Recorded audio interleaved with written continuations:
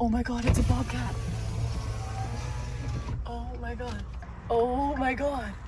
Is that a lynx? What is that? That is not a domestic cat. Hi, I'm Meg. Today I'm going to be attempting to replace the spark plugs on my 2014 F150 3.5 liter Ecoboost because I've got a pretty bad misfire and these plugs have 75,000 kilometers on them. So I'm hoping this is going to take care of the issue. All right, let's get back to the garage and get into this. There. So you guys have been commenting on this a lot. My engine bay is super dirty, which makes sense because the last time it was cleaned was when I bought it in 2019. This engine bay is absolutely filthy. So we're gonna give it a quick clean before we get into removing these spark plugs.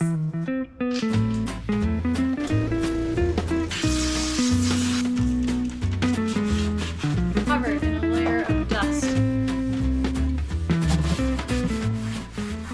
Well, that is looking a lot better. Well, now that I have the engine bay prettied up a little bit, I'm going to take off the engine cover and we'll see where these spark plugs are at. So, I'm going to remove the oil cap here, and then this. There we go. I'm going to put this oil cap back on so nothing falls in it. Let's move this off to the side. What I've been noticing in the truck is that at certain RPMs, like if it's 1800 RPMs and then I step into it, like to go up to a hill for instance, it'll kind of skip, or it feels like I'm going over a bump in the road or a couple bumps in the road even though the road is completely smooth.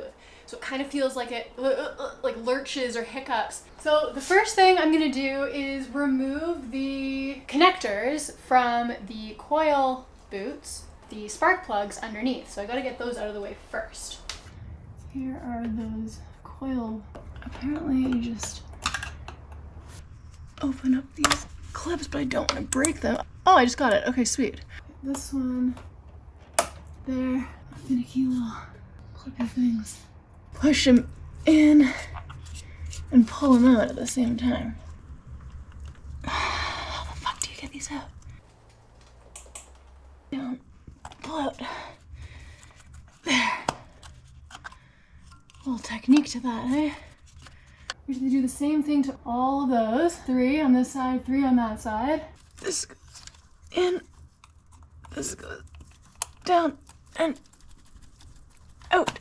There. Okay, that's the technique. That one's kind of tricky to get to. There. That's 3 on that side.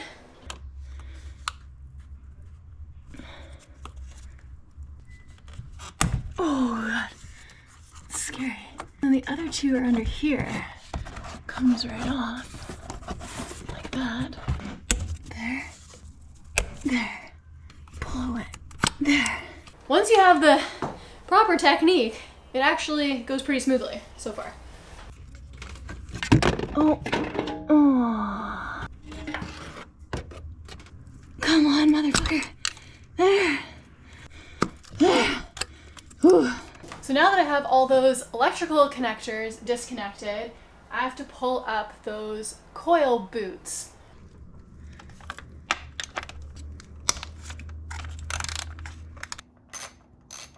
Just taking my good old sweet time to get this out. Could do this with the little mini impact, but sometimes slow is preferred for me, even if it's less efficient. But maybe I can get a little braver with that. Come on, there we go. Okay, there's one. So I do have labeled over here. I am gonna keep track of where everything goes and which spot it came from. I don't know if that's absolutely necessary for this, but I figured, why not? Let's see if I can just pull this out. There we go. Number 1. So I think this end piece is the boot and this is the coil. And I'm not, no. Thank God that fell to the floor. Let me grab that first. I'm not entirely sure what to look for on these coils. All I know is that you look down the boot and make sure there's no lines, which I'm not seeing any there at all. So I'm assuming it's fine. Down there, we can see the top of the spark plug. There we go.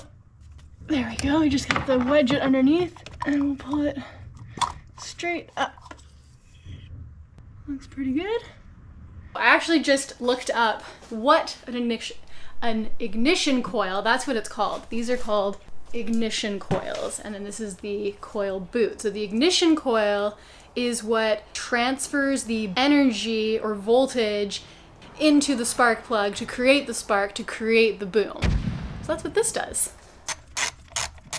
So there are programs that you can plug your truck's computer into that'll tell you which coil or which spark plug is the one that's faulty, but it's always best practice, from what I understand, to replace all 6.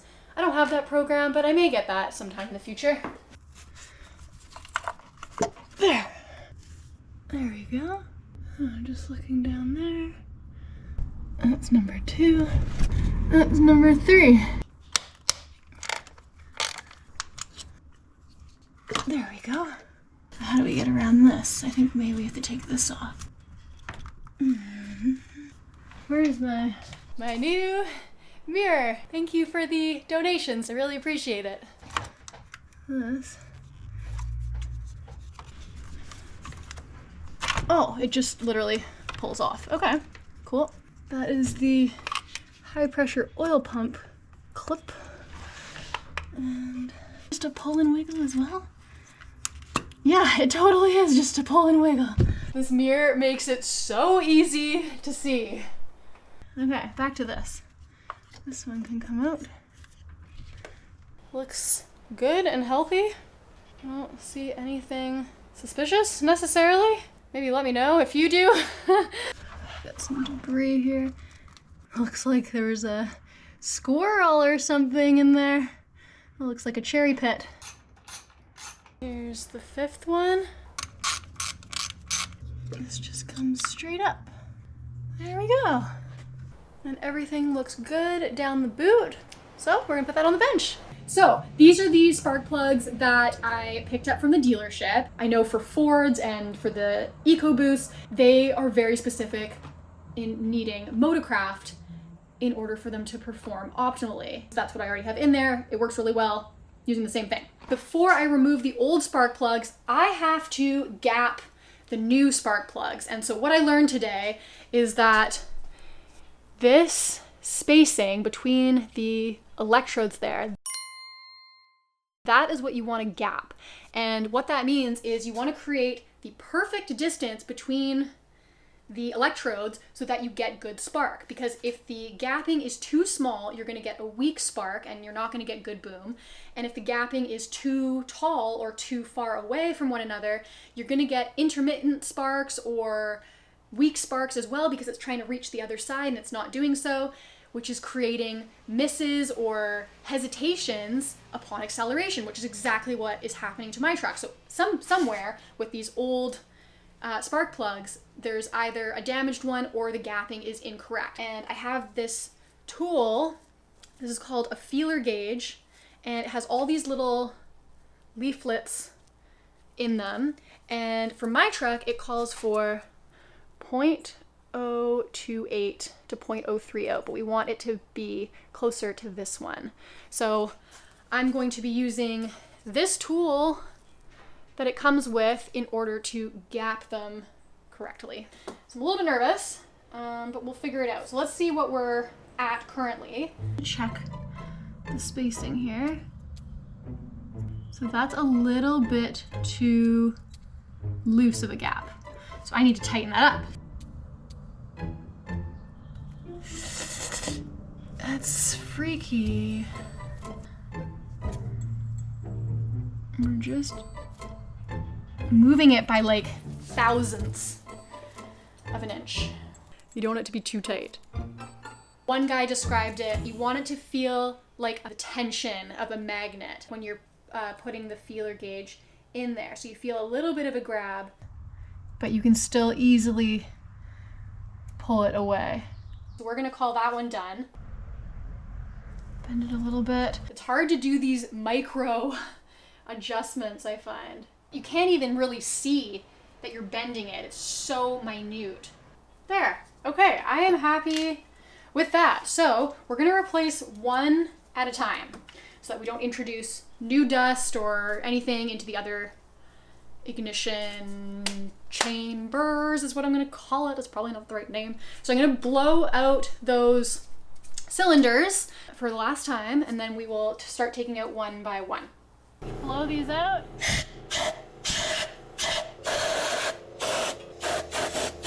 So I did this off camera, but I just tried to test fit one of these spark plugs in the 5/8 spark plug socket that I have, but it was really, really tight. There's kind of like a rubber, it's really hard to see. Like I can barely see it. I don't know if it's actually showing up there at all, but there's a rubber kind of fitting inside, and it's supposed to hold the spark plug so it doesn't drop, but it's a little bit too tight. So I kind of want to make it a little bit bigger. So I'm thinking of just kind of drilling it out just a tiny bit. Hopefully this isn't a bad idea. Okay, whoa, chill. Just like shave it down. I can't even fit that in. And I know it's the right size. Maybe I need a bigger drill bit.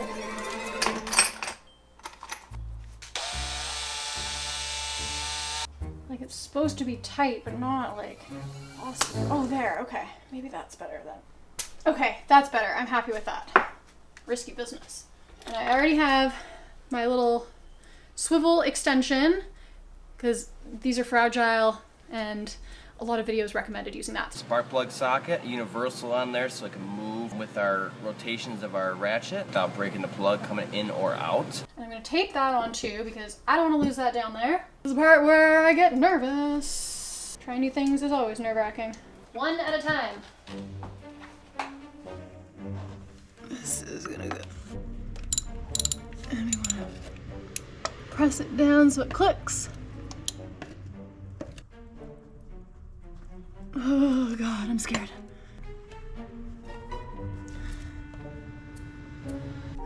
Scared I'm gonna actually break it.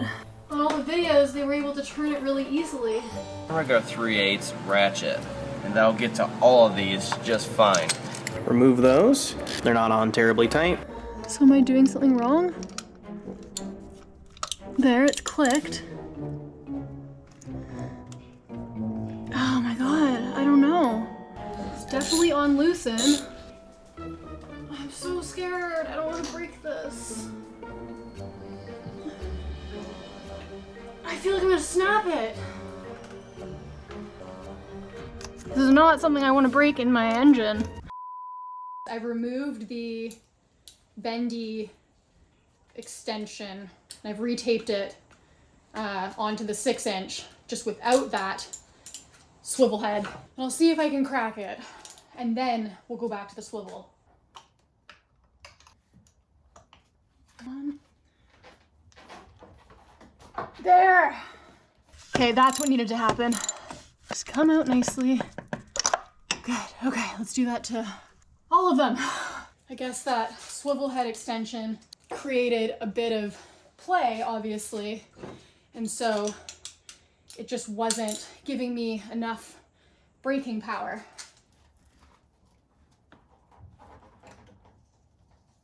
There! Those are on really tight. Hard with not a lot of room. Oh! Please tell me that worked. These tricky spots are scary.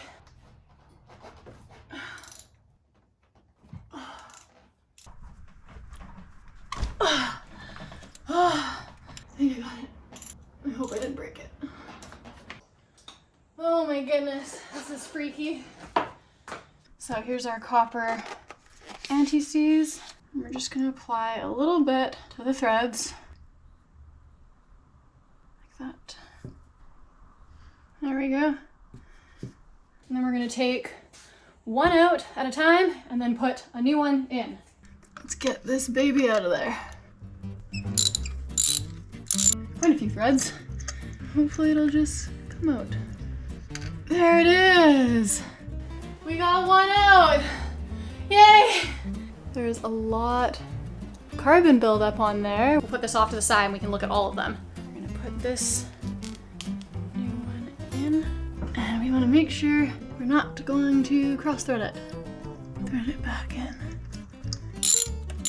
Supposed to go till it's tight and then you give it 1/8 of a turn. The torque specs are in inch pounds and I don't have an inch pound torque wrench. So there it's snug and then an 1/8 turn. I don't want to over tighten it and risk cracking it. Back on loosen. Doesn't look like these old spark plugs had anti-seize on them, so I think that's why they're a little hard to crack. There's our second one. There's lots of carbon buildup on that too.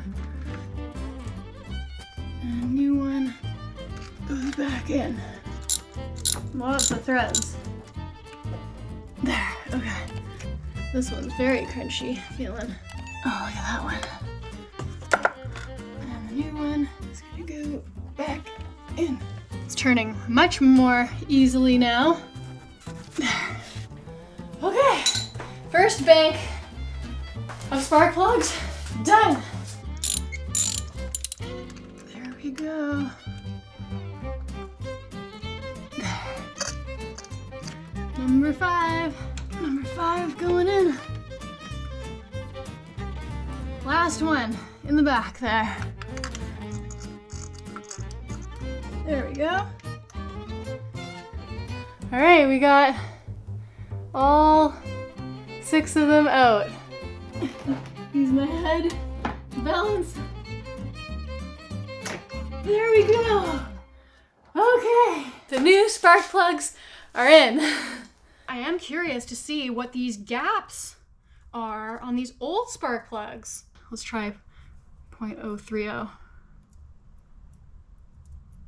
That slides in there pretty easily. 0.032 slides in there easily. 0.035 is the biggest one I have on this, and that doesn't fit in there. So that already we know was too big of a gap. Little tight, but I'd say that's 0.035. So that was number 1. They're all gapped too big, and I think that just happens over time.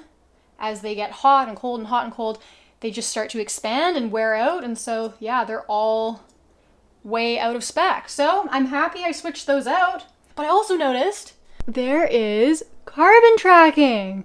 That little line right there, I think that's what carbon tracking is. So that one is number 3, so the back one on the passenger side. And number 2, which is also on the passenger side, there's also a line there. So I think that's also carbon tracking. I didn't notice any other ones. So the next thing is we have this dielectric grease. Protects against moisture, salt, dirt, and corrosion, prevents voltage loss and arcing, maximizes spark and firepower. So I think it's all around good things for this application. A little bit there. Like that. Okay, so you're going to go back like that. I'm gonna put them all in, and then we'll do them all up. That goes in like that. Back here. There. And I'm just being very careful not to knock anything down there as they go back in. 5. Number 6. Okay, good. There we go. Okay, let's try and get these connectors done back up. There, click. Locking tab in. This goes back on like that. Click. That's it. Come on. Get in there. Are you in? Oh, maybe you're in. Lock. Okay. Lock. In. I feel like you didn't go back in fully. Let's Let's see. Real confident with that. I just broke the locking tab off. I should have just left it. Okay, well, it's on there. Hopefully that's fine. Oh, that was stupid.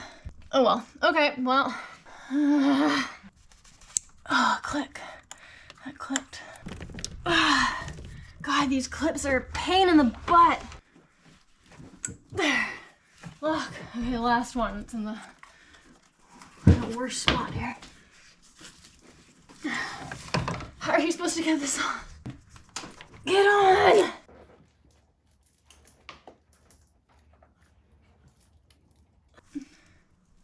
There.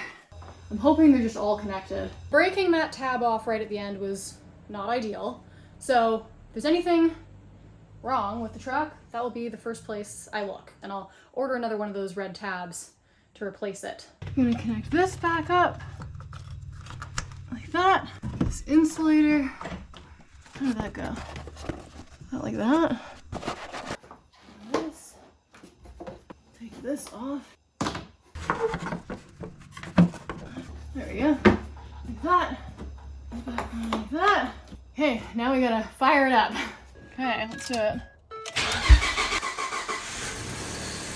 I mean, she's still a little squealy, but she runs.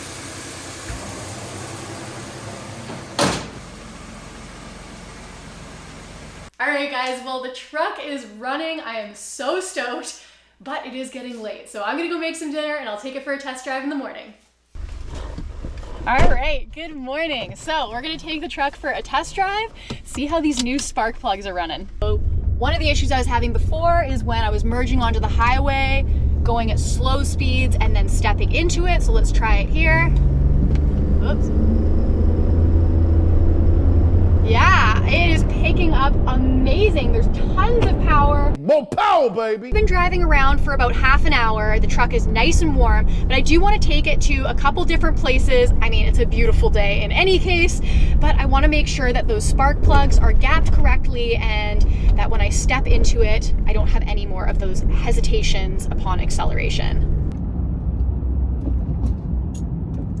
Oh my God, there's a bobcat. Or is it a real cat?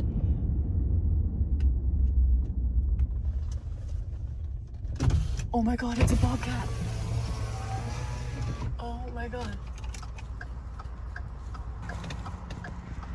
Oh my God. Is that a lynx? What is that? I can't believe I just saw that. Hi, buddy. That is not a domestic cat.